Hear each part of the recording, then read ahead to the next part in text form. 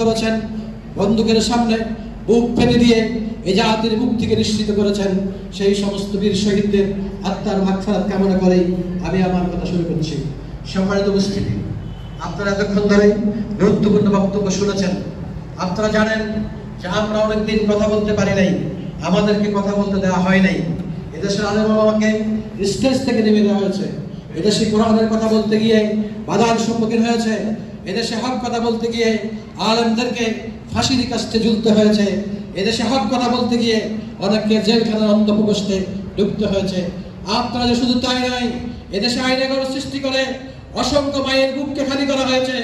এদেশে আইনাগর সৃষ্টি করে অসংখ্য মানুষকে গুম করা হয়েছে। এদেশে অসংখ্য মানুষের মায়ের খবর সন্তান জানে না, অসংখ্য সন্তান জানে না তার পিতা কোথায়, অসংখ্য স্ত্রী জানে না তার স্বামীর কি হয়েছে। তারা তো জানাজা পড়তে পারে নাই। স্ত্রী আক্ষেপ করে বলছে, স্বামীর জীবনের বিধি আমি জানি না, আমরা যদি মৃত্যু জানতাম স্বামীর জন্য দোয়া করতে পারতাম, এখন কোন অবস্থায় আছে আমরা জানি না। অথচ আওয়ামী লীগ এই দেশে একটি ঘুরে রাজত্ব কায়েম করেছিল, ঠিক কিনা? উপস্থিতি, এই জন্য আওয়ামী লীগকে মানুষ ঘৃণা করে। ঘৃণা করে কিনা? আওয়ামী লীগকে ঘৃণা করে। আমি জানি দেশের অনেক আওয়ামী লীগকে ঘৃণা করে, কারণ আমরা যে এই জন্য এদেশের স্বাধীনতার নেতৃত্ব দিয়েছে, স্বাধীনতার সংগ্রামের নেতৃত্ব দিয়েছে আওয়ামী লীগ, কিন্তু আজকে এদেশের সবচেয়ে গৃহীত সংগঠন আওয়ামী লীগ, ঠিক কিনা? এদেশের যিনি আওয়ামী লীগের প্রধান, রাষ্ট্রপ্রধান যিনি ছিলেন, সরকার প্রধান যিনি ছিলেন, তিনি চুরি করে দেশ থেকে পালিয়ে যেতে হয়েছে। একজন সরকার প্রধান এভাবে পালিয়ে যাওয়া, নিজের কর্মী বাহিনীকে মাঠে রেখে, আমি মনে করি এদেশের ওই সমস্ত আওয়ামী লীগের কর্মীরা আর আওয়ামী লীগ করার জন্য নাম মুখে নেবে না, কারণ তাদের নেত্রী তাদেরকে অক্ষত, তাদেরকে কি করে এখানে রেখেই তার ময়দান থেকে পালিয়ে যাচ্ছে, ঠিক কিনা? সুতরাং তারা দেশের সম্পদ লুট করেছে, ব্যাংকগুলি খালি করেছে, এদেশের সমস্ত সম্পদ লুট করে বিদেশে পাড়ি জমিয়েছে। আজকে দরবেশ বাবা, আপনি দেখেছেন দরবেশ বাবা সালমান এফ রহমান তারই কামিয়ে চেষ্টা করেছে, বাঁচার জন্য পেরেছে কি? আজকে সে বলছে আমরা যা কামাই করেছি, চুরি করেছি ব্যাংক থেকে, তার বেশিরভাগ টাকা শেখ রেহানা এবং সজীব ওয়াজেদকে আমরা দিয়ে দিয়েছি, ঠিক কিনা? আজকে তারা বলা শুরু করেছে। সুতরাং আওয়ামী লীগ এদেশের সবচেয়ে ঘৃণিত দল হিসেবে জাতির কাছে কিয়ামত পর্যন্ত সমস্ত মানুষের কাছে ঘৃণিত থাকবে, ঠিক কিনা? সুতরাং আজকে এই আওয়ামী লীগের এই নৃশংস হত্যাকাণ্ডের বিরুদ্ধে, এই জুলুমতন্ত্রের বিরুদ্ধে যারা বুক পেতে দিয়েছিল, বুক পেতে দাঁড়িয়েছিল এদেশের মানুষের মুক্তির জন্য, আজকে তারা যে নতুন স্বাধীনতার সূর্য আমাদেরকে উপহার দিয়েছেন, এই স্বাধীনতাকে আমাদেরকে অর্থবহ করার জন্য আমাদেরকে প্রস্তুত থাকতে হবে, ঠিক কিনা? আজকে যদি এই স্বাধীনতা ব্যর্থ হয়, তাদের গণ আন্দোলন ব্যর্থ হয়, তাহলে কালকে আমাদের ময়দানে ওই শহীদরা আল্লাহর কাছে আর্তনাদ করে ফরিয়াদ করে বলবে, রব্বুল আলামিন, আমরা বন্দুকের সামনে বুক পেতে দিয়েছিলাম, আমরা মায়ের বুক খালি করেছিলাম, আমরা সন্তানকে পিতৃহারা করেছিলাম, আমরা স্বামীকে বিধবা করেছিলাম, শুধুমাত্র যে জাতির জন্য, সেই জাতি শুধুমাত্র ক্ষমতার জন্য আমাদের রক্তকে ভুলে গিয়েছে। সুতরাং আজকে আমাদের সকলকে শপথ গ্রহণ করতে হবে, এক স্বৈরাচার বিদায় হয়েছে, আর কোন স্বৈরাচার যাতে বাংলাদেশে আসতে না পারে, ঠিক কিনা? সকলকে সচেতন থাকতে হবে, সতর্ক থাকতে হবে। আজকে বাংলাদেশের জমিনে, আজকে বাংলাদেশের মানুষ কথা বলতে শুরু করেছে, সর্বস্তরের মানুষ আজকে একমত যে বাংলাদেশের এই সমস্যা সমাধানের জন্য জামাত ইসলামের কোনো বিকল্প নাই, ঠিক কিনা? আজকে মানুষ বলছে আমরা গণতন্ত্র দেখেছি, আমরা পুঁজিবাদ দেখেছি, আমরা তন্ত্রনিরপেক্ষ মতবাদ দেখেছি, সকল মতবাদ দেখা হয়ে গেছে, এখন ইসলাম হবে আগামী দিনে এই দেশের মুক্তির একমাত্র পথ, ঠিক কিনা? এই জন্য বাংলাদেশ জামাত ইসলামী আল্লাহর আইন সত্যের শাসন কায়েম করতে চাই। আমরা কি চাই? আমরা কি চাই? আমরা আল্লাহর আইন কায়েম করতে চাই, সত্যের শাসন কায়েম করতে চাই। আমরা আল্লাহর আইন কায়েম করলেন, কিন্তু যদি নেতৃত্ব যদি সৎ না হয়, তাহলে কি হবে? সম্পদ লুট করে খাবে, ঠিক কিনা? এই জন্য জামাত ইসলামী এমন এক দল নেতৃত্ব সৃষ্টি করতে চায় যারা বাংলাদেশের নেতৃত্ব দিবে, এদেশের চেয়ারম্যান হবে, মেম্বার হবে, মন্ত্রী হবে, যাদের কোনো দুর্নীতি থাকবে না, ঠিক কিনা? জামাত ইসলামের মন্ত্রীরা প্রমাণ করেছে তারা কোনো দুর্নীতি করে নাই, জামাত ইসলামের চেয়ারম্যানরা প্রমাণ করেছে তারা কোনো দুর্নীতির সাথে অন্যায়ের কাছে আপোষ করে নাই। এই জন্য জামাত ইসলামী এমন একটা নেতৃত্ব সৃষ্টি করতে চায় যে নেতৃত্বের মাধ্যমে এদেশে আল্লাহর আইন এবং সত্যের শাসন কায়েম হবে, ঠিক কিনা? বাংলাদেশ ইসলামী আপনাদের মাধ্যমে আসমান থেকে আসবে নাকি? আসমান থেকে আসবে। এখানে যারা আছে এখান থেকে সব লোক সৃষ্টি করে এদেরকে প্রশিক্ষণ দিয়ে এদের মাধ্যমে এদেশে আল্লাহর আইন এবং সত্যের শাসন কায়েম করতে চায়।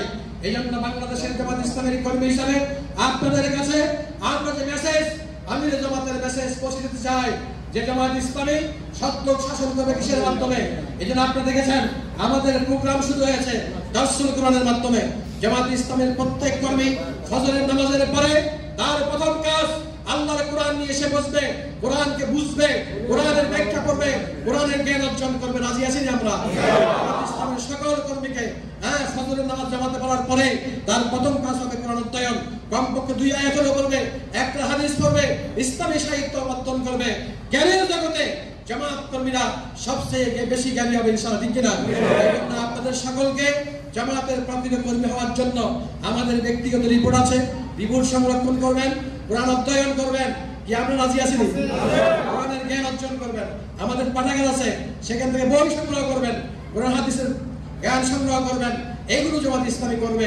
এরপরে জামাত ইসলামী কি করবে?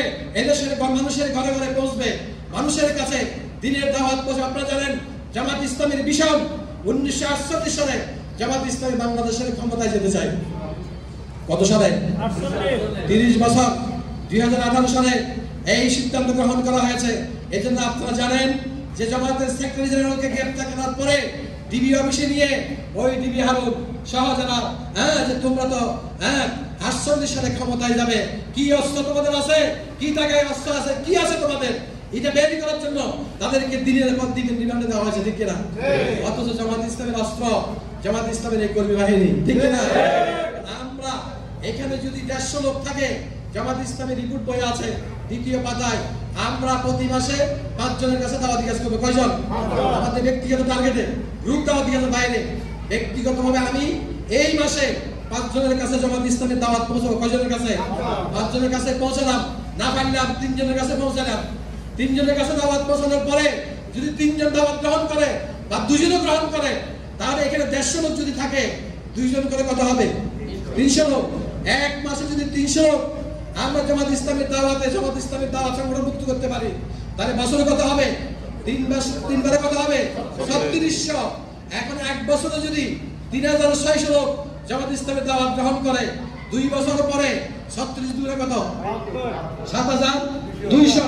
সারিকেতের চেয়ারম্যানের জন্য এর চেয়ে বেশি ভোট লাগবে না, কি বলেন? তাহলে এইভাবে যদি 5 বছর 10 বছর আমরা কাজ করি, তাহলে 10 বছর পরে 10,000 লোক যদি সংগঠন আসে এক ইউনিয়নে, তাহলে সন্দীপের 15টা ইউনিয়ন, একটা পৌরসভায় যদি আমরা এইভাবে দাওয়াতি কাজ করতে পারি, তাহলে অন্তত 2 লক্ষ লোক সংগঠনের সামর্থ্য হবে কিনা? 2 লক্ষের ভোট বেশি ভোট লাগবে নাকি? লাগবে। তাহলে জামাতের এই পরিকল্পনা বাস্তবায়নের দায়িত্ব কাদের? আমাদের। ডাক্তার শফিকুর রহমানের, হুজুর আমিনের। আমরা এখানে যারা আছি, আমাদের সমস্ত ভাইকে এই পরিকল্পনা নিয়ে আমরা কাজ করি, তাহলে বাংলাদেশে ইসলামী বিপ্লব করার জন্য অস্ত্র দরকার হবে না, কোন সন্ত্রাসের দরকার হবে না।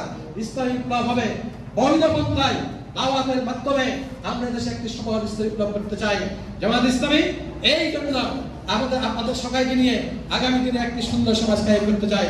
দ্বিতীয় যে কাজটি করতে হবে, মানুষের আপদে বিপদে আমাদেরকে ছুটে যেতে হবে। কি রাজি আছেন?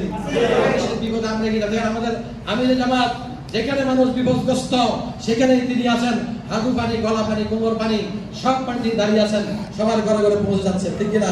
সুতরাং আমরা ওই ডাক্তার শফিকুর রহমানের যেই আহ্বান, যে দাওয়াত, যে মিশন, সেই মিশনকে বাস্তবায়নের জন্য আপনার এলাকার দুস্থ মানুষের ঘরে ঘরে আমাদেরকে বসতে হবে। মানুষের আপদে বিপদে আমাদেরকে এগিয়ে যেতে হবে। রাজি আছেন? আমি লম্বা বক্তৃতা চাই নাই। সুতরাং আমি আপনাদের সকলের অনুরোধ করব, আগামী দিনে সুন্দর একটি সমাজ নির্মাণের জন্য, জামাত ইসলামের পতাকা তলে এই বাংলাদেশের মানুষকে নিয়ে আসার জন্য আমরা সকলকে ঐক্যবদ্ধ কাজ করতে রাজি আছি।